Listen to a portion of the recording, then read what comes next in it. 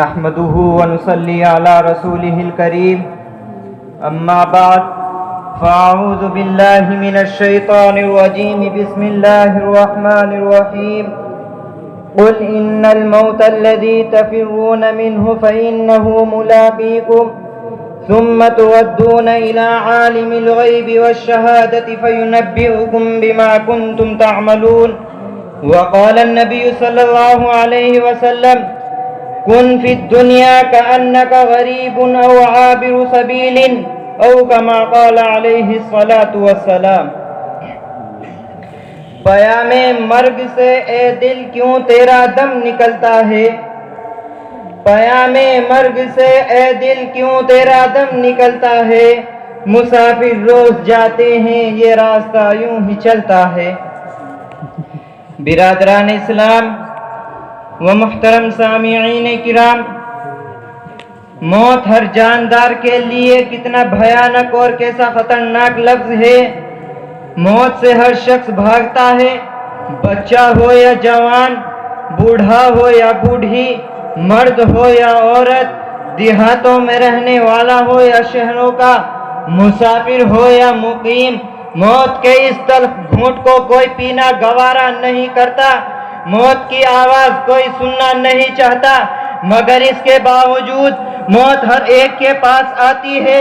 کبھی تو یہ ماں کی گود میں آتی ہے اور ماں کی آرزوؤں کو خاک میں ملا کر رکھ دیتی ہے، کبھی یہ بھرپور جوانی میں آتی ہے اور ہزاروں کی تمناؤں پر پانی پھیر دیتی ہے، کبھی یہ بڑھاپے میں آتی ہے. غرض موت ہر ایک کے پاس آتی ہے، فرق صرف اتنا ہے کہ آج ان کی باری ہے تو کل ہماری باری ہے.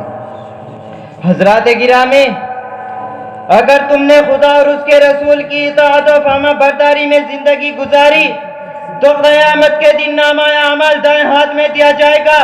وہ فرشتوں سے کہا جائے گا کہ اسے لے جاؤ اور جنت میں داخل کر دو اور یہ پیغام سنا دو کہ تمہیں کبھی بھی موت نہیں آئے گی.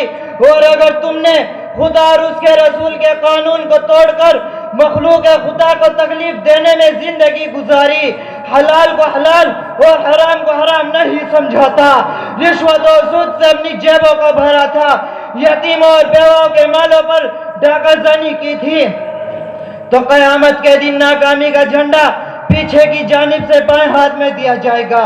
وہ فرشتوں سے کہا جائے گا اس کمبخت کو لے جاؤ اور جہنم میں اوندھے منہ ڈال دو. دوستو، دنیا میں انسان دولت کمانے اور حاصل کرنے کی بڑی کوشش کرتا ہے، راتوں میں جاگ کر دنوں میں تھک ہار کر خون پسینہ ایک کر کے جمع کرتا ہے، لیکن جب اسے موت آتی ہے اور اس کی روح پرواز کر جاتی ہے تو اسے اپنی دولت سے سوائے کفن کیا کچھ حاصل نہیں ہوتا. ساری چیزیں یہی رہ جاتی ہے، صرف ایک چیز اس کے ساتھ جاتی ہے، وہ ہے اس کے اعمال، خواہ وہ اچھے ہوں یا برے. اسی کو میرے آقا احمد مجتبی محمد مصطفیٰ سرور کائنات صلی اللہ علیہ وسلم نے اس طرح بیان فرمایا ہے کہ میت کے پیچھے تین چیزیں جاتی ہیں، دو چیزیں واپس لوٹ جاتی ہے، ایک چیز اسی کے پاس رہ جاتی ہے. میت کے پیچھے اس کا مال، اس کی اولاد اور اس کے اعمال جاتے ہیں، اس کا مال اور اس کی اولاد واپس لوٹ جاتے ہیں اور اس کے اعمال اسی کے پاس رہ جاتے ہیں، خواہ وہ اچھے ہوں یا برے. دوستو، آج کا انسان یہ سوچ رہا ہے کہ ابھی تو جوانی ہے، اس سے کچھ فائدہ اٹھانے دو، جب داڑھی پک جائے گی ہم بھی تمہاری طرح نماز پڑھ لیا کریں گے، روزے رکھ لیا کریں گے.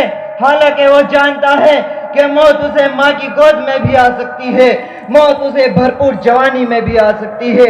چنانچہ اللہ تعالیٰ قرآن پاک میں ارشاد فرماتے ہیں اذا جاء اجلهم فلا يستأخرون ساعة ولا يستقدمون.